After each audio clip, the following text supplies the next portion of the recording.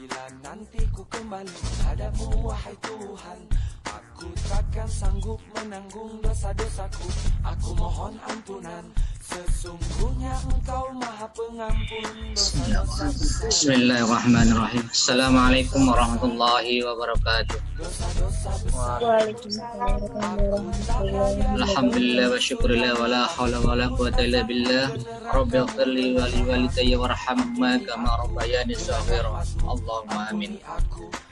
Salawat dan salam kita aturkan kepada baginda Nabi besar Muhammad sallallahu alaihi wasallam. Dan kita bersyukur kepada Allah Subhanahu wa taala telah melimpahkan nikmat iman, nikmat Islam, nikmat sehat, tentunya nikmat, segala nikmat adalah nikmat untuk bisa melihat, mendengar, berjalan dan sebagainya. Ini adalah pertemuan daring yang pertama. Semoga pandemi ini segera sirna dari muka bumi, Allahumma amin. Akhirnya kita bisa berkumpul seperti normal, seperti biasa, belajar seperti biasa, mendidik, mengajar seperti sedia kala, Allahumma amin. Bapak Ibu yang memuliakan Allah, dalam parenting, dalam mendidik anak sepenuh hati dalam masa pandemi ini, tidak lain tidak bukan adalah menerima apa yang telah ditakdirkan Allah Subhanahu wa taala, baik itu keadaan anak kita, orang tua kita, orang-orang tua kita, maupun dalam kondisi bangsa yang sedang dilanda pandemi ini. Semua pasti ada hikmahnya. Tak satu pun Allah Subhanahu wa taala menciptakan tanpa ada hikmahnya. Hikmah bukan berarti hanya sekedar tanda, tapi kita harus dipelajarin, kita harus dimanfaatkan untuk kebaikan kita semua. Bicara tentang mendidik anak, tidak serta-merta hanya kepada orang tua, hanya kepada sekolah, atau dibiarkan saja anak itu mencari pendidikan lingkungannya masing-masing. Tidak. Tapi semua antara lini atau komponen orang tua, sekolah, dan masyarakat harus mendukung. Tanpa itu ada pendidikan, hanya pengajaran.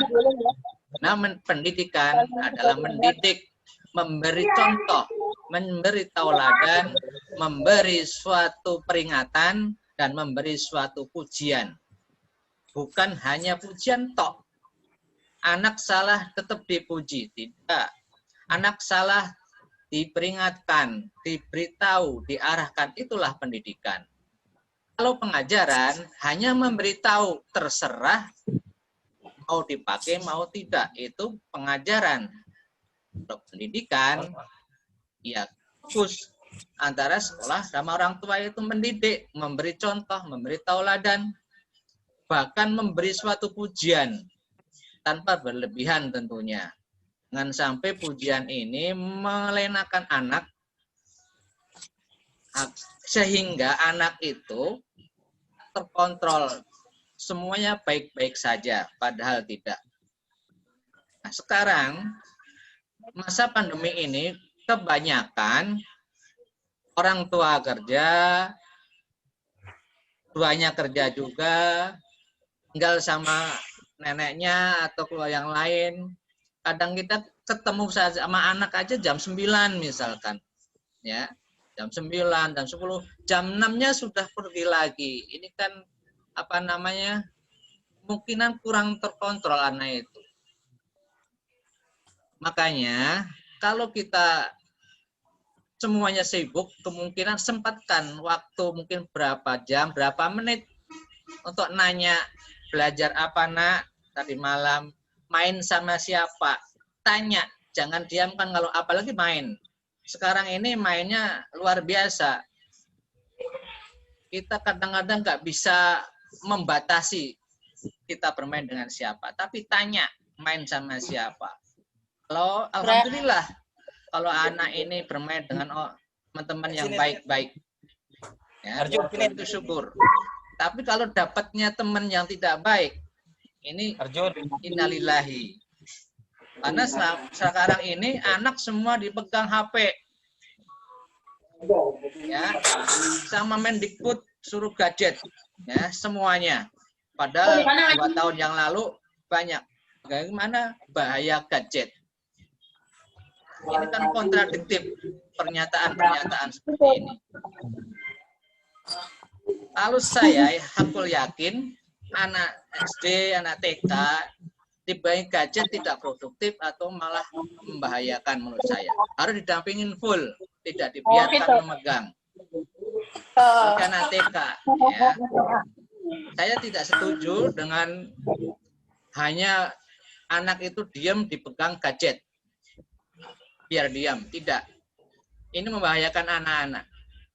Pertama, membuka hal-hal yang tidak diinginkan. Yang kedua, dia akan malas untuk belajar. Hanya belajar tentang game. Nggak belajar juga game juga bisa. Tapi pendidikan itu pokok intinya adalah karakter. Bukan bagaimana otak ini cerdas secara numerik. Tapi cerdas dalam arti segalanya. Cerdas dalam berpikir, cerdas dalam bertindak, cerdas dalam bertutur kata, dan cerdas dalam tingkah laku, yaitu sopan santun, akhlakul karimah.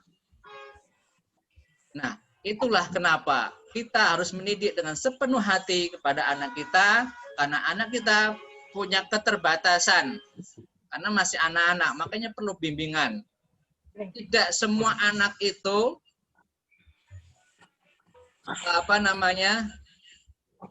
tahu apa yang kita inginkan. Kita juga tidak tahu apa yang anak inginkan. Makanya kita harus ada suatu partner berbicara, atau kita tanya, kita ajak ngobrol. Ajak ngobrol, siapa yang tadi saya bilangin, belajar apa, bukannya kepo, tidak, tapi memang harus, ya, harus anak itu ditanya. Jangan sampai tidak tanya, nanti sesuatu ada masalah, kita nggak tahu. Kalau tanya misalkan, si anak ini takut kepada siapa, akhirnya dia tidak mau berangkat sekolah atau berangkat ngaji karena ketakutan misalkan. Ya, itu termasuk karena kurang komunikasi, akhirnya kadang-kadang anak nggak ngaji, nggak sekolah, dibiarkan. Nggak mau, anaknya nggak mau, bangunnya susah. Nah, karena kurang komunikasi itu bukan berarti hanya nak bangun udah selesai, tidak.